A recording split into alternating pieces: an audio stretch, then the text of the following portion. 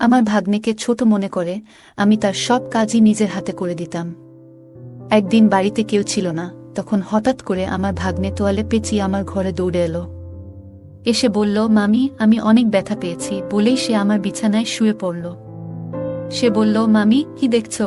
আমি ভাবলাম সত্যিই কিছু ঘটেছে, তাই তার কাছে গেলাম। কিন্তু যখন আমি তাকে দেখতে গেলাম, হঠাৎ করে সে আমাকে তার যে ছেলেটিকে আমি এতদিন নির্দোষ মনে করতাম, সে মুহূর্তের মধ্যেই এমন কিছু ঘটল যা আমি কল্পনাও করিনি। ১৯ বছর বয়সে আমার বিয়ে হয়। আমি অনেক সুন্দর দেখতে। বাইরে বের হলে সবাই আমার দিকে চেয়ে থাকত। মনে হতো তারা আমাকে কিছু বলতে চায়, কিন্তু আমি কাউকেই পাত্তা দিতাম না। বন্ধুরা রেডি থাকো, আজকের গল্পটা অনেক স্পেশাল হতে চলছে। দয়া করে গল্পগুলো ভালো লাগলে ভিডিওটি লাইক, শেয়ার এবং চ্যানেলটি সাবস্ক্রাইব করো প্লিজ। আমার বিয়ে হয়েছিল আমার থেকে অনেক বড় একজন মানুষের সাথে। যখন আমার বয়স ছিল ১৯ বছর, তখন আমার স্বামীর বয়স ছিল ৩৫ বছর। আমার পক্ষে এত বড় বয়স্ক স্বামীকে পছন্দ করা খুবই কঠিন ছিল। তাকে দেখলেই আমার রাগ হতো এবং ধৈর্যের বাঁধ ভেঙে যেত। আমি দেখতে বেশ সুন্দরী ছিলাম, আর আমার স্বামী আমার সৌন্দর্য দেখে সবসময় খুশি হতেন। কিন্তু আমি তাকে কখনো আমার কাছে আসতে দিতাম না, এমনকি একই বিছানায়ও শুতে দিতাম না। ধীরে ধীরে আমার মধ্যেও জীবনে একজন মানুষের প্রয়োজন অনুভূত হতে লাগল, কিন্তু কোনোভাবেই আমি আমার সেই বয়স্ক স্বামীর কাছাকাছি যেতে পারতাম না। আমার একাকী জীবন কাটছিল। এমন সময়ে হঠাৎ করে আমার নন্দের ছেলে, অর্থাৎ আমার ভাগ্নে আমাদের বাড়িতে এলো। তার নাম ছিল কুনাল। আমি কুনালকে প্রথমবারের মতো দেখছিলাম, কারণ সে আমাদের বিয়েতেও আসতে পারেনি। সেই সময়ে সে হোস্টেলে ছিল এবং তার পরীক্ষা চলছিল। বাড়িতে আসার পর কুনাল পরিবারের সবার সাথে কুশল বিনিময় করছিল। তারপর সে আমাকে আলিঙ্গন করল, যা দেখে আমার স্বামী একটু বিরক্ত হয়ে উঠল। পরিস্থিতি স্বাভাবিক করতে আমি কুনালকে জিজ্ঞাসা করলাম, কুনাল, হঠাৎ করে বাড়িতে আসার সুযোগ কিভাবে পেলি? এই প্রশ্ন করার পরই আমার শাশুড়ি মা রেগে গিয়ে বললেন, তুমি কে জানতে চাওয়ার? আমার মেয়ের ছেলে এখানে আসতে পারবে না। আমি বিনয়ের সাথে বললাম, না মা, আমার ওভাবে বলার মানে ছিল না। আমি শুধু বলতে চেয়েছিলাম কুনাল আমাদের বিয়েতে আসেনি, তো হঠাৎ আজ এলো কেন? কুনাল মুচকি হেসে বলল, নানি, মামি তো শুধু প্রশ্ন করেছেন, রাগ করবেন না। আমার তখন ফাইনাল পরীক্ষা চলছিল, তাই বিয়েতে আসতে পারিনি। তবে এখন আমি এসেছি, আর মামি থেকে অনেক আদর নিয়ে তবেই ফিরব। যখন মন ভরে যাবে তখনই ফিরে যাব। এই কথা শুনে সবাই হেসে উঠল। আমি কুনালের থাকার বিষয়টা জানতে চাইনি, শুধু মজা করে একটা প্রশ্ন করেছিলাম। কিন্তু শাশুড়ি মা রেগে গেলেন, তাই আর কিছু বলার সাহস পেলাম না। কিছুক্ষণ পর কুনাল ফ্রেশ হয়ে এলে শাশুড়ি মা আমাকে তার জন্য নাস্তা আনতে বললেন। নাস্তা নিয়ে যাচ্ছিলাম, হঠাৎ পা পিছলে প্লেট কুনালের উপর পড়ে গেল। নাস্তা তার পোশাকে পড়ায় শাশুড়ি মা চিৎকার করে বললেন, তাড়াতাড়ি তার পোশাক পরিষ্কার করো। তখন স্বামী বাড়িতে ছিলেন না, আমার স্বামী তখন বাজারের কাজে বাইরে গিয়েছিলেন। শাশুড়ি মায়ের বকুনি শুনে আমি ঘাবড়ে গিয়ে রান্নাঘর থেকে একটি কাপড় আনতে গেলাম। কাপড় পরিষ্কার করার আগে আবার জিজ্ঞাসা করলাম, মা, সত্যিই কি আমাকে কুনালের জামা পরিষ্কার করতে হবে? উত্তরে শাশুড়ি মা রেগে বললেন, আর কে করবে? ভুলটা তুমি করেছ, তাই তোমাকেই ঠিক করতে হবে। পুরো ব্যাপারটায় কুনাল চুপ ছিল, নিজের জামা পরিষ্কার করার চেষ্টা করেনি। জামা পরিষ্কার করতে গিয়ে আমি একটু অস্বস্তি বোধ করছিলাম। কুনাল নিজেই পরিষ্কার করতে পারত, কিন্তু সে দাঁড়িয়ে আমাকে কাজটা করতে বলল। আমার সংকোচ হচ্ছিল, আর সে মিষ্টি চোখে তাকিয়ে বলল, মামি, এখানে এভাবে পরিষ্কার করুন। ধীরে ধীরে নির্দেশনা দিল কিভাবে করতে হবে। ঠিক তখনই আমার স্বামী ফিরে এলেন এবং আমাকে এই কাজ করতে দেখে রেগে বললেন, তুমি এটা কেন করছো? তখন আমি তাকে সব খুলে বললাম, আমি ইচ্ছা করে এটা করছি না, শাশুড়ি মায়ের নির্দেশেই করছি। আমার স্বামীর নাম রাজু।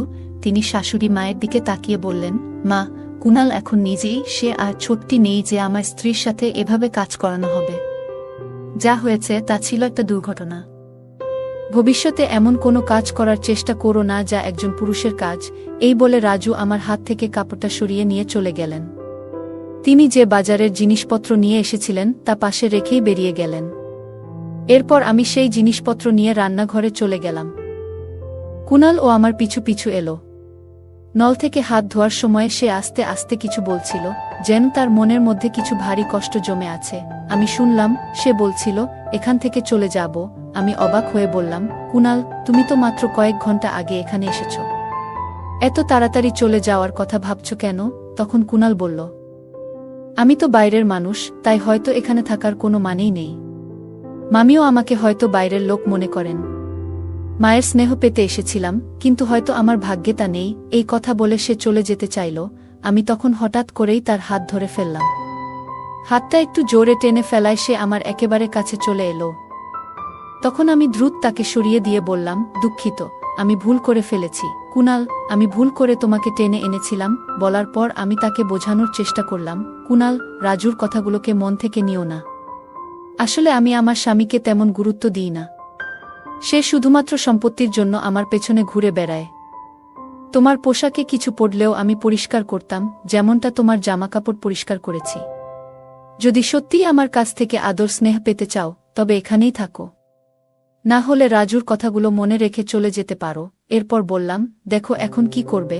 আমার কথা শুনে কুনাল বলল, মামি, সত্যি বলতে আপনার কথাগুলো শুনে আমার সব রাগ গলে গেল। এখন শুধুমাত্র আপনার জন্যই এখানে থাকব। আপনি যদি বলেন, তবে এখন থেকে আমি আপনারই। বলেই সে আমাকে আলিঙ্গন করল। কুনালের এমন ছোট ছোট কথাগুলো আমার মনে প্রভাব ফেলছিল। চোখের পলকেই 5 দিন কেটে গেল। এই কদিনে কুনাল বাড়ির একজন সদস্য হয়ে উঠেছিল। প্রতিদিন সকালে আমার স্বামী তাকে দোকানে নিয়ে যেতেন। রাজুর একটি ছোট দোকান ছিল, আর কুনালকে একঘেয়েমি থেকে বাঁচাতে তাকে সঙ্গ নিতেন। কুনাল আসার পর বাড়ির কাজের চাপ বেড়ে গেল। শাশুড়ি মা সারাদিন মন্দিরে থাকায় বাড়ির কাজে সহায়তা করতেন না, আর স্বামীর আয়ও ছিল কম, তাই কাজের লোক রাখা সম্ভব ছিল না। একদিন আমি রাজুকে বললাম, রাজু, এত কাজ আর পারছি না। বাড়িতে এখন আরও একজন সদস্য, কিন্তু শাশুড়ি মা কোনো সাহায্য করছেন না। আমাদের কথোপকথন শাশুড়ি মা শুনে ফেললেন। রেগে ঘরে ঢুকে বললেন, এই বয়সে তুমি আমার কাছ থেকে কাজ করাতে চাও? আর স্বামীর কানেও কথা ঢালছ। এরপর তর্ক শুরু হলো। রাজু এসে বলল, দুজনেই চুপ করো। মা আর আগের মতো কাজ করতে পারেন না, আর আমি কাজের লোক রাখতে পারবো না, যার জন্য বাড়ির কাজ বেড়েছে। সেই সাহায্য করবে। তারপর রাজু কুনালের দিকে তাকিয়ে বলল, কুনাল, তুমি দোকানে যাবে না, বাড়িতে থেকে মামির কাজে সাহায্য করবে। স্বামী তার দায়িত্ব থেকে মুক্তি পেতে নিজের ছোট ভাইপোকে আমার সাথে বাড়িতে একা রাখার সিদ্ধান্ত নিয়েছিল। আমি কিছু না বলেই তার এই সিদ্ধান্ত মেনে নিলাম। পরের দিন থেকে কুনাল বাড়িতে থেকে আমার সাথে কাজ করা শুরু করল। সকালে ঘরের কাজের সময় সে আমাকে সাহায্য করত। নাশতার পর শাশুড়ি মা মন্দিরে চলে যেতেন আর রাজু দোকানে বেরিয়ে যেতেন। তাদের যাওয়ার পর আমি নাশতা করতাম এবং কুনাল আমার সাথে বসে খেত। কুনালের কিছু আচরণ আস্তে আস্তে আমার নজরে আসতে শুরু করেছিল। যখন শাশুড়ি মা ও রাজু বাড়িতে থাকতেন, তখন সে দূরত্ব বজায় রেখে কাজ করত। কিন্তু যেই তারা বেরিয়ে যেতেন, কুনাল আমার অনেক কাছাকাছি চলে আসত। তবে ভালো দিক ছিল যে শাশুড়ি মা যে কোনো সময় বাড়ি ফিরে আসতেন, আর এই ভয়ে কুনাল কিছুটা সতর্ক থাকত।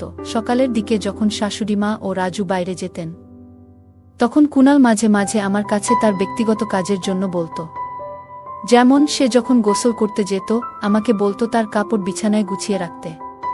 তার সাহস এতটাই বেড়ে গিয়েছিল যে একদিন সে আমাকে বলল, মামি, আজ তুমি শাড়ি পরে আসো, শাড়িতে তোমাকে অনেক সুন্দর লাগে। আমি এইসব বিষয়গুলো উপেক্ষা করছিলাম, কিন্তু তার আচরণ ক্রমশ বাড়ছিল। একবার সে বলল, মামি, গোসলের জন্য বালতিতে জল ভরে দাও। সেদিন আমি রান্নার জন্য সবজি নিয়ে বেশ বিরক্ত ছিলাম, তাই গোসলের জন্য খুব গরম পানি ভরে রেখেছিলাম। কিছুক্ষণ পরে কুনাল বাথরুম থেকে দৌড়ে আমার ঘরে চলে এলো। তার গায়ে শুধু একটি তোয়ালে জড়ানো ছিল। সে ঘরে ঢুকে বলল, মামি, আমাকে পুড়ে যাওয়া মলম লাগিয়ে দেও, খুব গরম লেগে গেছে। আমি তখন বুঝতে পারলাম আমি রাগের মাথায় অত্যধিক গরম পানি দিয়েছিলাম, আর সে হয়তো পানি পরীক্ষা না করেই গোসল শুরু করেছিল। কুনাল আমার দিকে এসে বলল, মামি, খুব জ্বালা করছে, কোনো ক্রিম বা কিছু আছে কি? একটু লাগিয়ে দাও। সে তার পা দেখালো যেখানে সে বলছিল পুড়ে গেছে। আমি একটু নার্ভাস হয়ে গেলাম এবং বললাম, আমার ভুল হয়েছে, রাগের মাথায় এমনটা করিনি। আমি কুনালকে বললাম, আমার উচিত ছিল না এত গরম পানি সেখানে রাখা, কিন্তু তুমিও তো আগে দেখে নিতে পারতে পানিটা কতটা গরম। কুনাল হেসে বলল, এসব বাদ দাও, আগে আমার পায়ের দিকে তো দেখো। আমি তখন লজ্জা আর অস্বস্তিতে আস্তে আস্তে তার পায়ের তোয়ালেটা সরাতে লাগলাম। দেখি তার হাঁটুর উপরে কিছুটা জ্বলে গেছে। একজন তরুণ ছেলেকে এভাবে স্পর্শ করতে গিয়ে আমি একটু অস্বস্তিতে পড়ে গেলাম। তোয়ালেটা সরানোর আগে একবার কুনাল এর দিকে তাকালাম। তার চোখের চাহনি দেখে আমি একটু দূরে সরে গেলাম। তারপর বললাম, তুমি মিথ্যে অভিনয় করছো, তাই না? কুনাল বলল, মামি, আমি জানতে চাইছিলাম তুমি রাগ থেকে এটা করেছো নাকি আমার জন্য চিন্তিত ছিলে। আমি তো শুধু তোমার সাথে একটু মজা করছিলাম। তার কথায় আমি রেগে গেলাম। হঠাৎ সে আমার হাত ধরে তার দিকে টেনে নিল আর চোখে চোখ রেখে বলল, মামি, আমি তোমার কাছে কেমন? তার প্রশ্নটা অদ্ভুত লাগল। আমি বললাম, কুনাল, এটা তুমি কি করছো? আমি তোমার মামি, এটা ভুলে যেও না। আমার হাত ছেড়ে দাও, না হলে আমি তোমার মামার কাছে অভিযোগ করব। কুনালের প্রতিক্রিয়া ছিল, মামা আমাকে এখান থেকে বের করতে পারবেন না। তার এই কথায় আমি আরও অবাক হয়ে গেলাম। এরপর সে আমাকে আরও কাছে টেনে নিল, এতটাই কাছে যে আমি নিজের স্বামীর সাথেও এতটা ঘনিষ্ঠতা কখনো অনুভব করিনি। কুনালের এমন আচরণে আমি কিছুটা দুর্বল হয়ে পড়ছিলাম। ঠিক তখনই বাইরে থেকে শাশুড়ি মা জোরে ডাকলেন, বুমা। সেই মুহূর্তে শাশুড়ি মায়ের কণ্ঠ আমার কাছে আশীর্বাদের মতো শোনাল, কারণ তার ডাকে আমি কুনালের হাত থেকে রেহাই পেলাম। শাশুড়ি মা আসার পর কুনাল আমাকে ছেড়ে কিছুটা দূরে সরে গেল।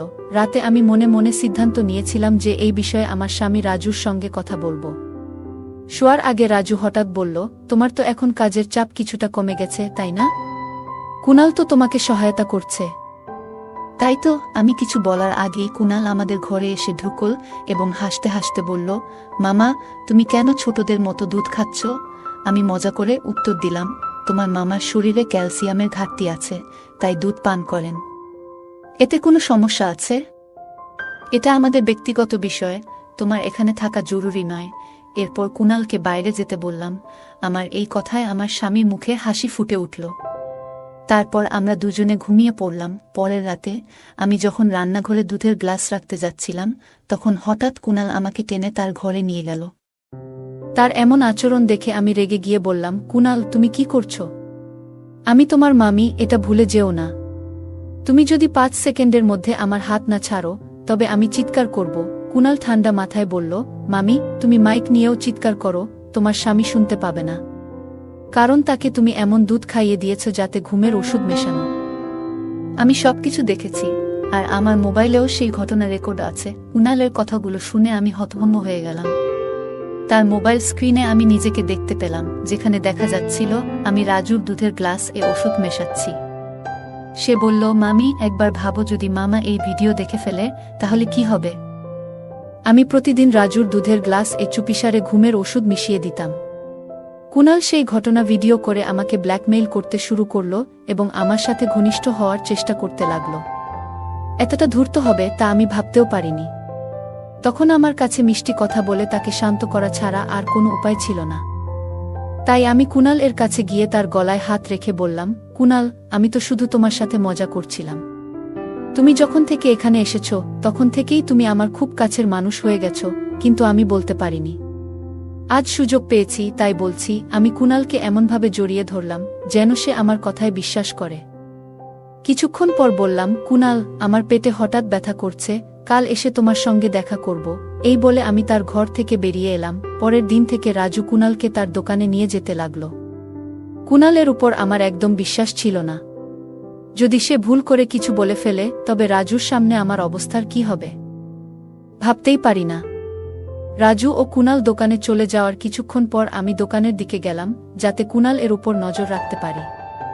দোকানে ঢুকে দেখলাম সেখানে কেউ নেই। হঠাৎ সেখানে একটা গোপন ঘর দেখতে পেলাম, যা আমি আগে কখনো দেখিনি। আমি ভিতরে যেতে পারলাম না, কিন্তু সেখানে কারো কথা শোনা যাচ্ছিল। দরজার বাইরে কান পেতে শুনতে লাগলাম। রাজু কুনালকে বলছিল, তুমি কবে এটির চিকিৎসা শেষ করবে?